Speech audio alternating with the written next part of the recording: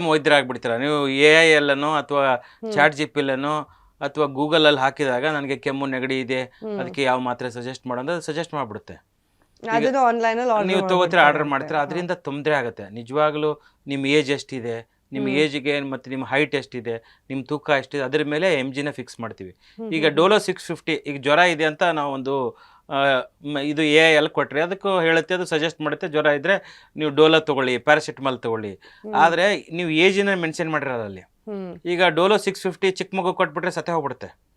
ಈಗ ದೊಡ್ಡವ್ರು ತೊಗೋಬೇಕಾ, ಚಿಕ್ಕ ಮಕ್ಳು ತೊಗೋಬೇಕಾ, ಮತ್ತು ಅದನ್ನು ಮಾಡಬಾರ್ದು. ಸೆಲ್ಫ್ ಮೆಡಿಕೇಶನಿಂದ ಭಾಳಷ್ಟು ಜನಕ್ಕೆ ತೊಂದರೆ ಆಗುತ್ತೆ. ನೀವು ಕ್ವಾಲಿಫೈಡ್ ಡಾಕ್ಟರ್ ಆಗಿರೋಂಥವ್ರು, ರಿಜಿಸ್ಟರ್ಡ್ ಡಾಕ್ಟರ್ ಹತ್ರ ಅವ್ರ ಹತ್ರ ಹೋಗಿನೇ ತೊಗೋಬೇಕು. ಅವ್ರನ್ನ ಕೇಳಬೇಕು ಯಾವ ಮೆಡಿಸಿನ್ಸ್ ಎಷ್ಟು ತೊಗೋಬೇಕು, ಡೋಸೇಜ್ ಏನು, ಇದೆಲ್ಲ ಇರುತ್ತೆ. ಇದು ಏನಾಗಿದೆ, ಭಾಳಷ್ಟು ಜನಕ್ಕೆ ಈ ಫೇಸ್ಬುಕ್ ಯೂನಿವರ್ಸಿಟಿ, ವಾಟ್ಸಪ್ ಯೂನಿವರ್ಸಿಟಿಯಲ್ಲಿ ಫೇಸ್ಬುಕ್ಕಲ್ಲಿ ಬಂದು ಆರೋಗ್ಯದ ಬಗ್ಗೆ ಸಲಹೆಗಳನ್ನು ಕೊಡ್ತಾರೆ. ನೋಡಿ ಇದು ಹೀಗಾದರೆ ಹಾಗಾಗುತ್ತೆ, ಈ ಔಷಧಿಗಿದೆ, ಈ ಥರದ್ದೆಲ್ಲ ಕೊಡ್ತಾರಲ್ಲ, ಅದೆಲ್ಲ ಕ್ವಾಲಿಫೈಡ್ ಅಲ್ಲ. ಕ್ವಾಲಿಫೈಡ್ ಡಾಕ್ಟರ್ ಆಗಿರೋಂಥನೇ ಮಾತ್ರ ಮಾಹಿತಿ ಕೊಡಬೇಕು. ಆದರೆ ಏನಾಗ್ಬಿಟ್ಟಿದೆ, ದುರಾದೃಷ್ಟ, ಎಲ್ಲರೂ ಹೆಲ್ತ್ ಅಡ್ವೈಸಸನ್ನು, ಹೆಲ್ತ್ ಟಿಪ್ಸನ್ನು ಕೊಟ್ಟೇ ಕೊಡ್ತಾರೆ. ಇದರಿಂದ ಇದನ್ನು ಕಟ್ ಡೌನ್ ಆಗಬೇಕಾಗಿರೋಂಥದ್ದು. ಸರ್ಕಾರ ಇದ್ರ ಬಗ್ಗೆ ಗಮನ ಕೊಡಬೇಕು. ಅಸಲಿ ಆಗಿರೋಂಥ ಡಾಕ್ಟರ್ಗಳು ಟಿವಿಯಲ್ಲೋ ಅಥವಾ ಯೂಟ್ಯೂಬಲ್ಲೋ ಬಂದು ಅಡ್ವೈಸಸ್ನ ಕೊಡಬೇಕು.